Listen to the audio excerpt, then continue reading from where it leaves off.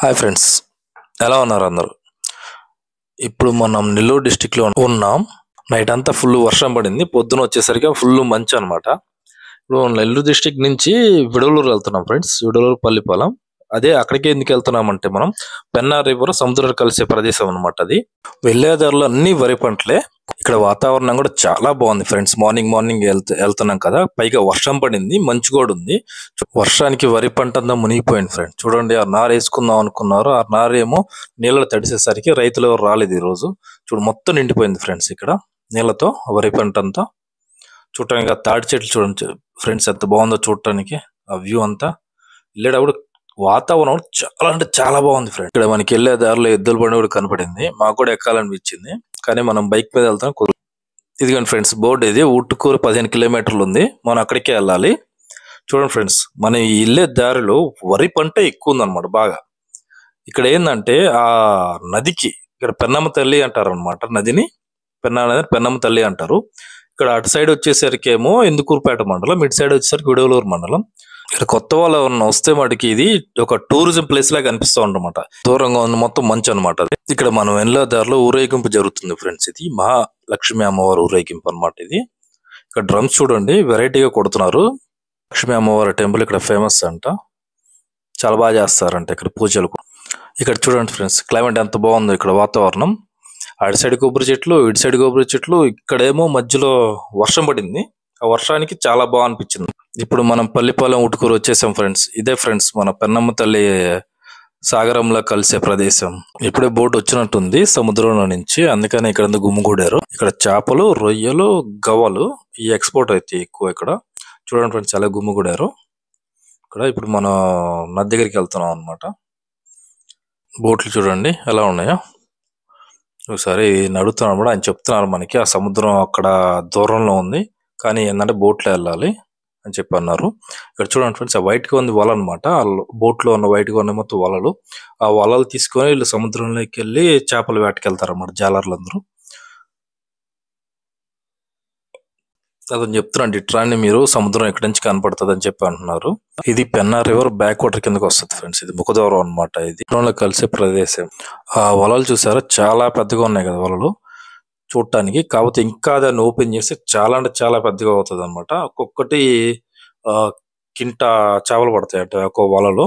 వీళ్ళు చెప్పిన మటుకు అలా చెప్తున్నారు. చూడండి ఫ్రెండ్స్ ఎలా ఉన్నాయో.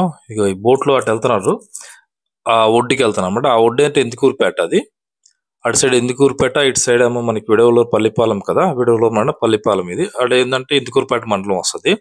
ఏంటంటే ట్రావెల్ చేస్తారన్నమాట, ఇటు నుంచి అటు, అటు నుంచి ఇటు.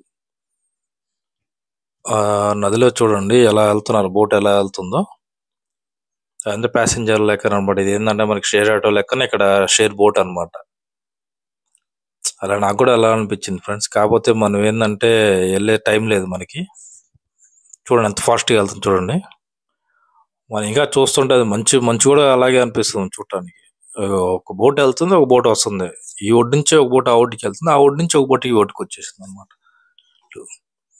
ఏంటంటే స్ట్రైట్ లైన్ లో వెళ్ళరు అనమాట, వీళ్ళకి వే ఉంటది. ఆ బోట్ వెళ్ళింది, ఈ బోట్ వస్తుంది. ఏంటంటే చాలా చిన్నగా రావాలి ఒడ్డు దగ్గరికి వచ్చిన తర్వాత. ఇవి నీటి గులాలు అంట. ఇవి చూడండి, ఫస్ట్ మేము చూసుకొని ఈ ముత్యాలు చెప్పలేము అనుకున్నాం, కాదు ఇవి నీటి గుల్లలు అంటున్నారు. దీంట్లో మాంసం ముద్ద ఉంటది అనమాట, ఉంటదంట. వాళ్ళు ఓపెన్ చేస్తారు చూడండి. ఇప్పుడు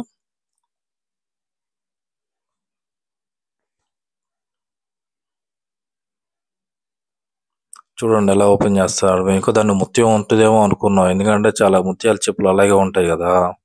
కానీ ఇలా తీరా చెప్పింది ఏంటంటే నీటి గుల్ల అంట, లోపల మాంసం ఉంటదంట, దాన్ని కూర వండుకుంటారంట వీళ్ళంతా ఇక్కడ జాలర్లందరూ.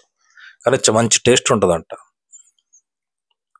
అతను ఓపెన్ చేస్తున్నాడు, అతనికి ఓపెన్ చేయడానికి టైం పడుతుంది అక్కడ జాలర్లు అయినా సరే.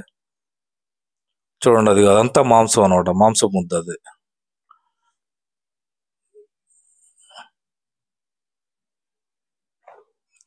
అదంతా అది పక్కన అతను పిలిచాడు, ఏమైనా దొరుకుద్దేమో అనుకున్నాం, మేము ఏమైనా ముత్యం దొరుకుద్దేమో చూడమని చెప్పాము, కానీ అక్కడ మాకేం దొరకలేదు.